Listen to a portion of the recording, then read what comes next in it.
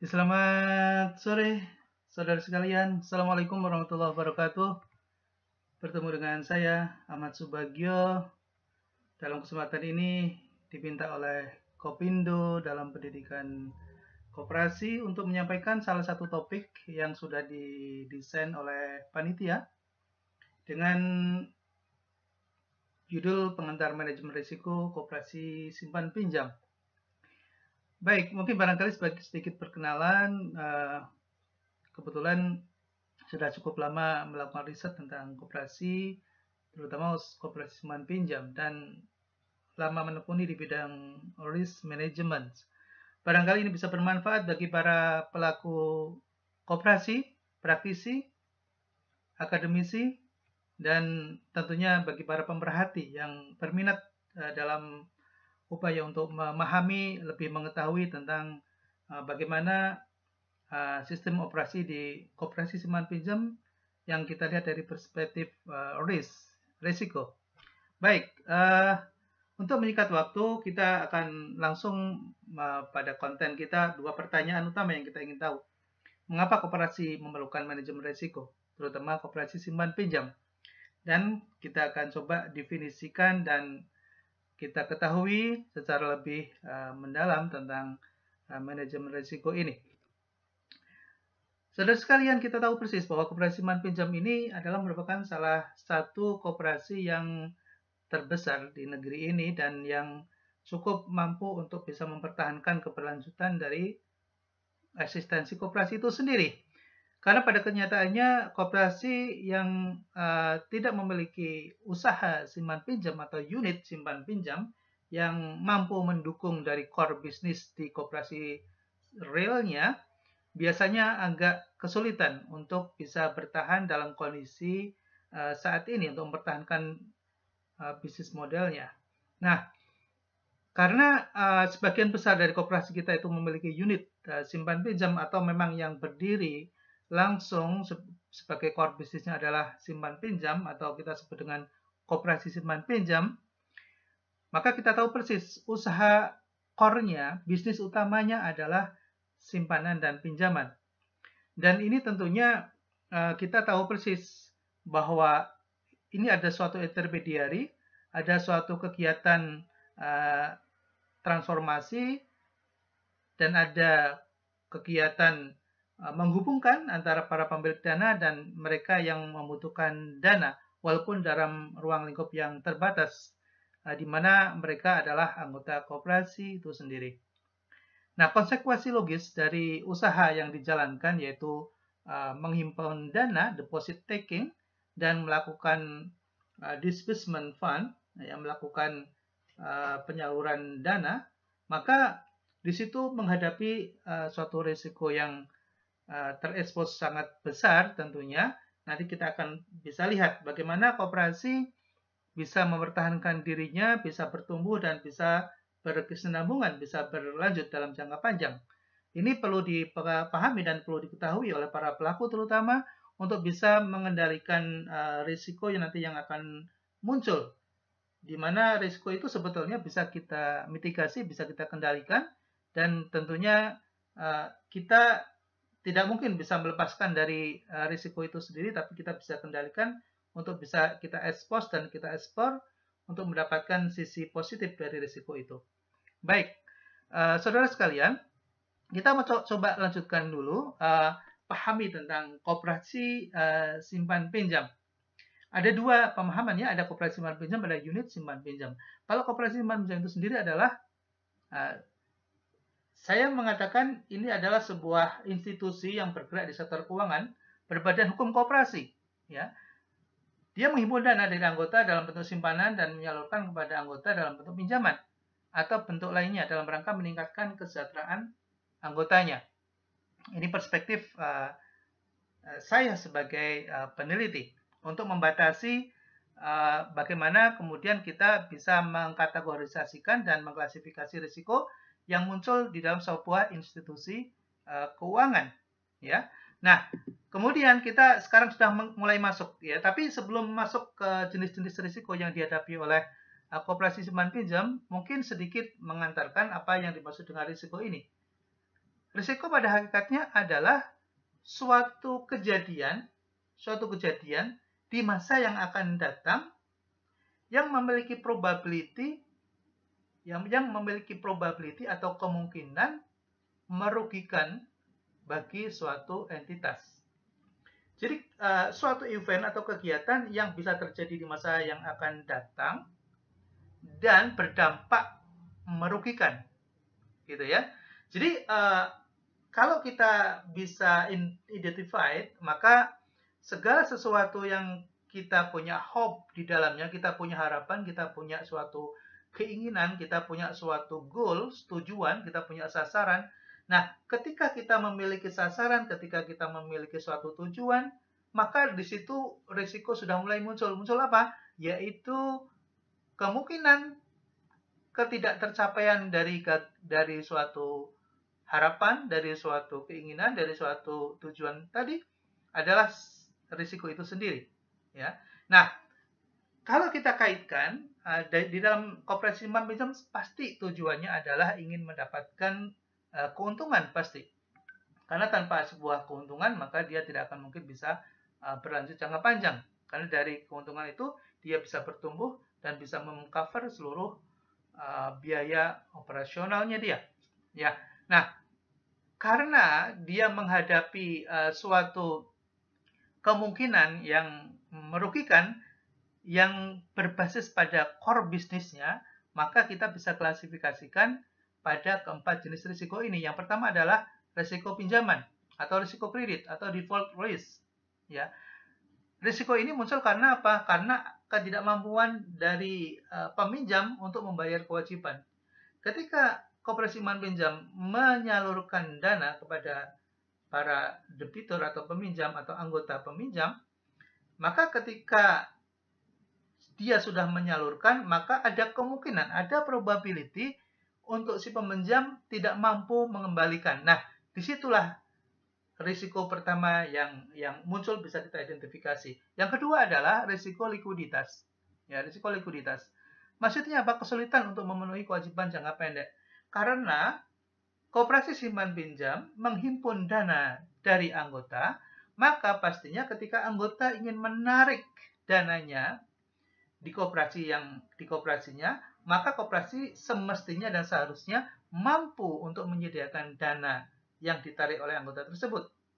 Ya, tapi ketika dia tidak memiliki cadangan yang cukup, cadangan kas yang cukup, maka dia akan menghadapi sebuah risiko di mana dia tidak mampu untuk memenuhi kewajiban jangka pendek tadi, untuk memenuhi dana yang ditarik oleh anggota deposan atau penabung. Oke, itu risiko yang kedua. Risiko yang ketiga adalah risiko operasional, operating risk atau operational risk. Ini terkait dengan kelancaran operasi. Nah, ketika koperasi tidak memiliki cadangan kas yang cukup, maka tentunya dia nggak bisa memberikan pelayanan yang optimal. Satu itu. Terus yang kedua, koperasi juga bisa menghadapi suatu permasalahan di mana terjadi kesulitan untuk membiayai kegiatan operasional, misalnya listriknya nggak mampu dibayar, maka akan bermasalah. Atau misalnya kuota yang harus tersedia dalam rangka untuk membantu sistem operasi agar bisa berjalan berbasis online tidak mampu untuk bisa dijalankan. Itu adalah risiko-risiko operasional yang bisa terjadi. Contohnya ya seperti itu. Gitu ya. Nah, kemudian yang terakhir adalah risiko penyelewengan, fraud risk. Di mana bisa terjadi disengaja atau tidak disengaja. Ketika SDM misalnya tidak memiliki cukup kapasitas, maka dia biasanya tidak memiliki kemampuan untuk bisa menghandling problem.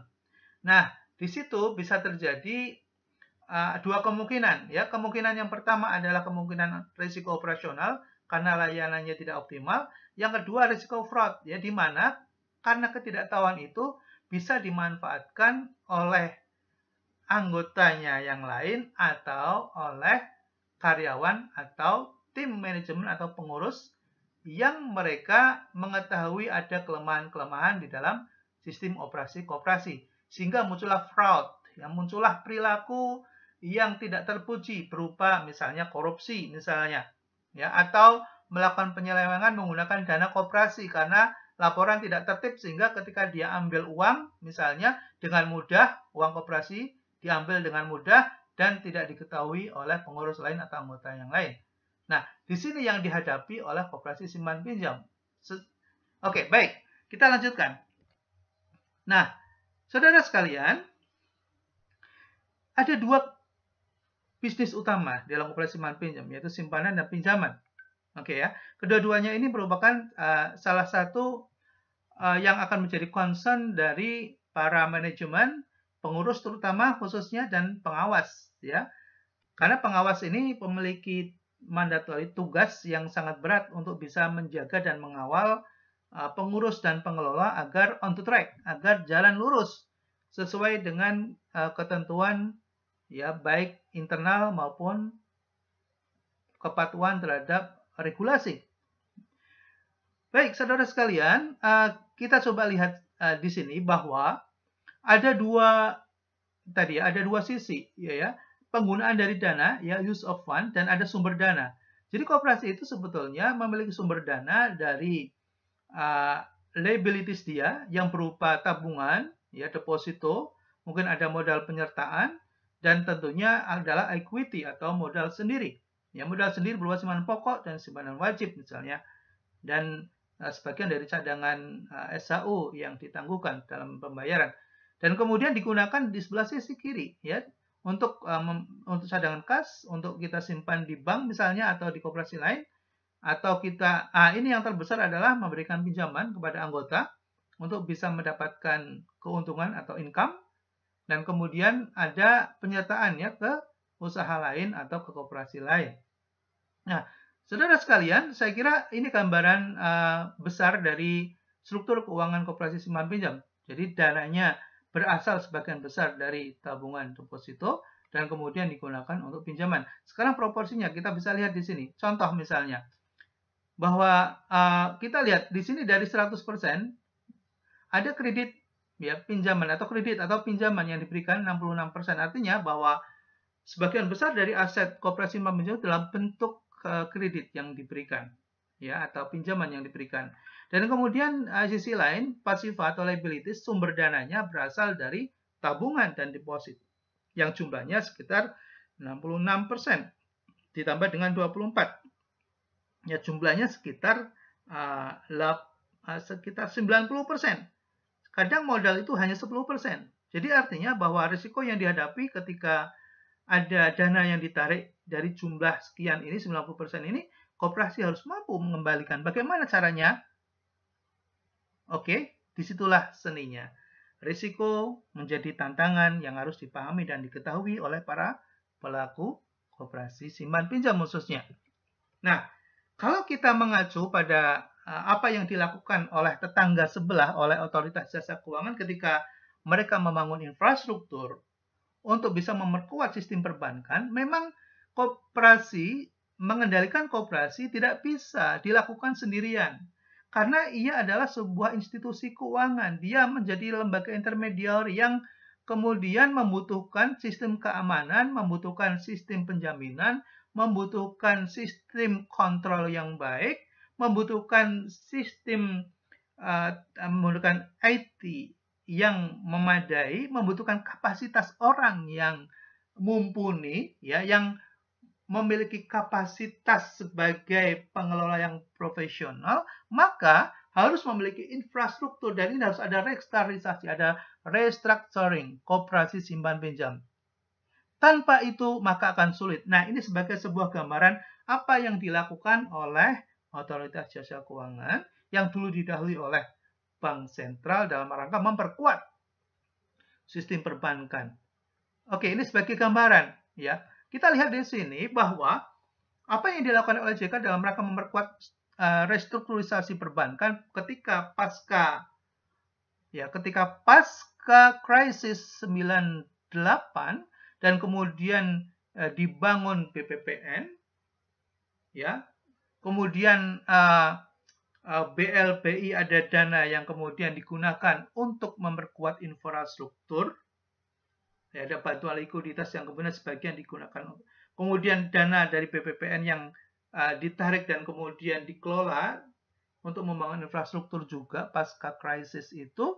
Dan sekarang kita bisa lihat bagaimana struktur sistem dan sistem perbankan itu begitu sangat kuat karena pertama kita lihat ada restorasi dan ada ketahanan. Restorasinya di mana? Ketahanannya di mana? Ada infrastruktur. Infrastrukturnya apa? Ada LPJK, ada lembaga penjaminan simpanan. Kemudian dibangun sistem fit and proper test. Ada bank syariah pasti, kemudian ada fit and proper test yang digunakan untuk melakukan seleksi bagi para pejabat bank yang dia harus bebas dari catatan hitam terhadap profesi mereka, dan mereka memiliki kapasitas, punya skill, punya kompetensi, dan kemudian itu diverifikasi dengan benar, maka dia baru bisa menjadi seorang pejabat di perbankan. Tanpa itu nggak mungkin, gitu ya. Kemudian ada wawancara, new entry, ada compliance. Nah, ini yang kemudian disebut dengan good corporate governance. Ya, disebut dengan good corporate governance. Nah, di dalam peroperasian kita ini belum ada, tidak ada. Orang jadi pengelola koperasi siapa aja boleh asal mau. Itu kan agak-agak di situ kelemahan kita, padahal kita akan mengelola sebuah sistem keuangan, ya. Kemudian compliance tidak perlu ada, tidak ada fit and proper. Nah, good corporate governance kita sangat lemah di koperasi. Kemudian sisi yang lain adalah pengaturan dan pengawasan. Ada entry dan exit policy. Ada kebijakan-kebijakan yang diatur dan kemudian diawasi, dijalankan, dan kemudian dikuatkan. Ada law enforcement. Nah, kelemahan di koperasi adalah kita banyak aturan, tetapi tidak ada law enforcement. Tidak ada penegakan terhadap sistem aturan yang diberlakukan untuk koperasinya sendiri. Terutama terkait dengan sanksi. Biasanya kalau sudah terjadi default, baru kemudian berjalan proses. Ini agak terlambat. Bagaimana Indosuria terjadi? Bagaimana Pandawa itu muncul dan kemudian kerugian bermiliar-miliar, bahkan orang mengatakan bertriliun, begitu. Karena tidak ada law enforcement. Kemudian tidak ada international standar yang menjadi acuan baku, yang kemudian koperasi membuat sendiri masing-masing, dan kemudian tidak ada sistem pengawasan secara general yang kemudian membangun sebuah kekuatan internal dan eksternal. Dan kemudian tidak ada kualitas pengawas yang memadai, yang memahami tentang bisnis, yang memahami tentang infrastruktur, yang memahami tentang governance, yang memahami tentang accounting standard, yang memahami tentang sistem dan teknik metodologi pengawasan. Bagaimana seorang pengawas tidak mengetahui dan memahami tentang pengawasan? Maka ini yang akan muncul adalah ketidakaturan. Dan akhirnya ujungnya adalah yang dirugikan adalah masyarakat banyak. Ini sebetulnya yang harus kita cegah sebagai sebuah negara yang memiliki kementerian, yang memiliki aturan, penegakan tidak dilakukan, maka yang terjadi adalah pelanggaran-pelanggaran. Dan kemudian restructuring kredit. Kita dalam kondisi pandemik saat ini misalnya, ini kita belum tahu bagaimana skema restrukturisasi terjadi di koperasi simpan pinjam. Kalau di industri perbankan udah jelas step-nya, protokolnya ada, step by step-nya ada.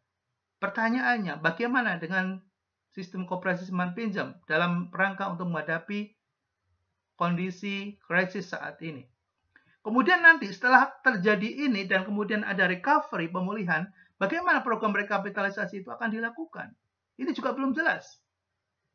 Apakah kemudian dibiarkan mati begitu saja yang mati? Atau ada program recovery? Apakah ini dipikirkan? Kita belum tahu. Tapi anyway, kita sebagai pelaku, kita sebagai pengamat, pemerhati, dan akademisi, kita ikut berkontribusi. Saya kira tidak ada salahnya kita ikut berbantu pikir agar kondisi saat ini yang begitu menggalaukan semua orang, apalagi para pelaku, terutama pengurus koperasi yang kebingungan dalam rangka untuk menjaga likuiditasnya dalam jangka waktu tertentu, mampu atau tidak. Setelah itu bagaimana ketika tidak ada lagi dana yang bisa dikelola? Ini menjadi tantangan berat karena infrastruktur kita tidak terpikirkan. Tidak ada restrukturisasi koperasi simpan pinjam. Oke, Saudara sekalian, saya kira contoh baik yang pernah dilakukan oleh industri perbankan kita bisa tiru. Kita bisa bangun pilar dan kemudian kita perbaiki step by step dan kemudian kita kawal dan kita berharap koperasi simpan pinjam akan menjadi kuat di masa yang akan datang.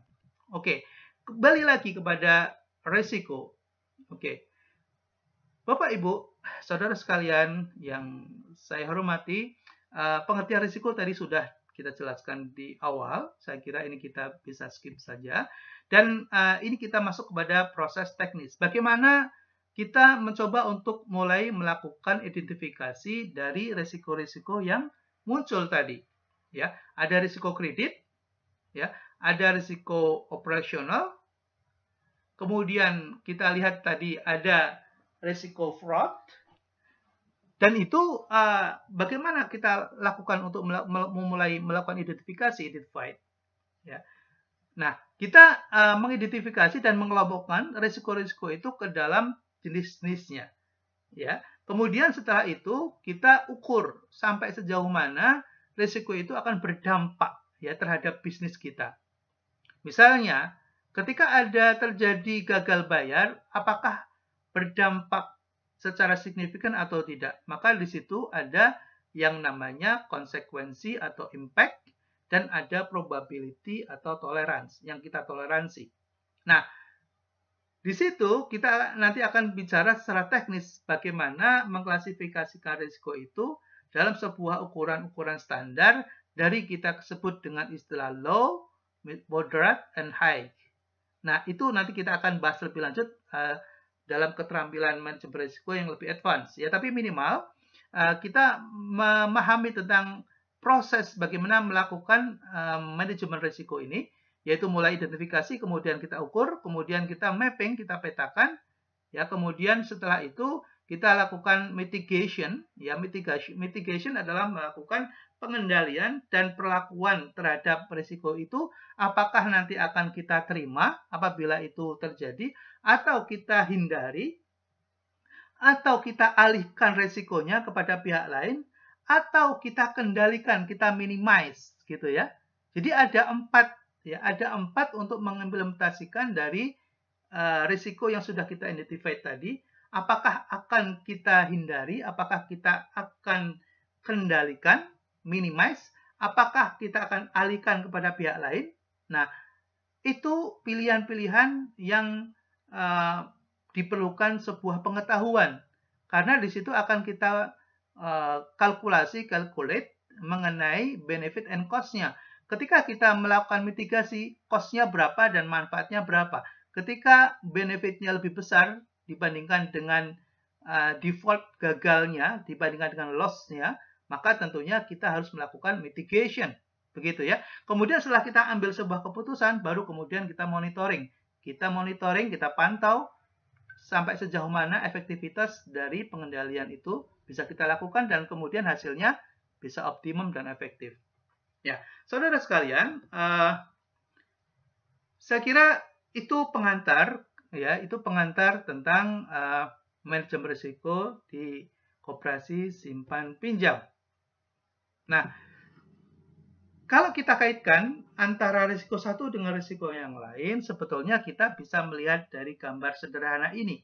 Gambar ini sederhana tapi butuh pemahaman ya, dan butuh sedikit fokus. Oke, saudara sekalian, biasanya diawali adanya risiko itu karena munculnya risiko strategis. Risiko strategis itu apa? Risiko perencanaan. Ya, sangat dekat dengan risiko perencanaan.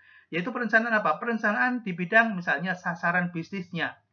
Kemudian misalnya menentukan market share-nya. Kemudian kita menentukan misalnya rate interest-nya. Atau bagi hasilnya. Atau sistem margin-nya. Atau kita kebijakan dalam bidang misalnya untuk sistem collateral misalnya ya, jaminan.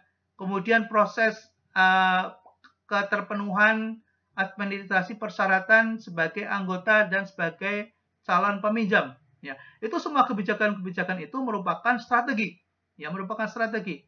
Nah, kalau salah menentukan strategi, maka akan berdampak terhadap risiko pinjaman ya. Misalnya contoh, sasarannya adalah misalnya masyarakat menengah ke bawah. Masyarakat menengah ke bawah rata-rata tidak bankable.